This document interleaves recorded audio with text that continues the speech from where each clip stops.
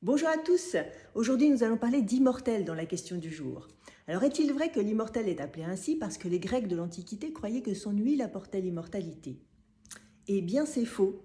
Alors si dans l'Odyssée d'Homère, quand Ulysse demanda à Nausicaa quel était le secret de sa divine beauté, elle lui répondit qu'elle s'appliquait de l'huile immortelle sur la peau, ce n'est pas pour autant qu'elle la rendait immortelle.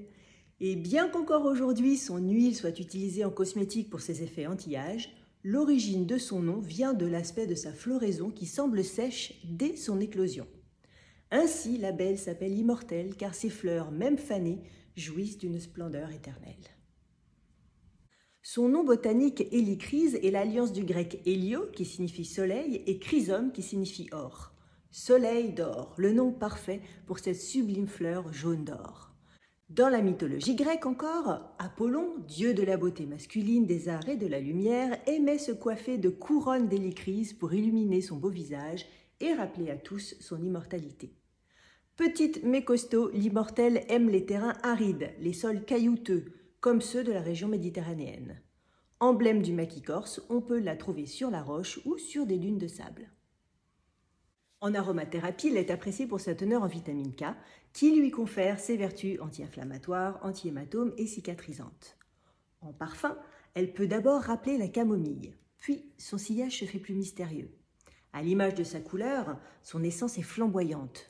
Une note épicée de curry, venant du curcumène qu'elle contient, se mêle à des notes réglisse anis enrobées de miel. Elle attise l'essence, telle une brise iodée caressant le sable chaud. Son absolu est très puissant. Il exhale une facette tabac qui peut aussi s'envelopper d'une note de noix ou de pruneau, parfois liquoreuse, pouvant évoquer des effluves de vieux fûts de chêne ou de vieux porto. Cette belle du soleil a bien sûr inspiré de nombreux parfumeurs. Chaleureuse et torride dans Sable de Goutal, elle s'encanaille avec des grains de café dans Val d'Orcia des parfumeurs du monde. Dans Like This des talibres d'orange, sa note épicée côtoie la vivacité du gingembre avec la douceur du potiron. Dans Héliocris, Sylvaine de la Courte l'entoure de tonka et d'encens pour envelopper de mystère les tendres muscs blancs. Dans Tedarbouka de l'Orchestre Parfum, elle évoque le sable chaud du désert du Sahara. Dans l'Imanakia de Pierre Guillaume pour la parfumerie générale, elle recompose l'essence de cette île de la mer Égée. Et dans L'Art de la guerre de Jovois, elle se fait arme de séduction masculine dans une fougère revisitée au sillage inoubliable. Et bien d'autres encore. Voilà pour la belle immortelle. On se retrouve demain pour répondre à la question 19 de notre Master Quiz de l'Avent. Salutations parfumées!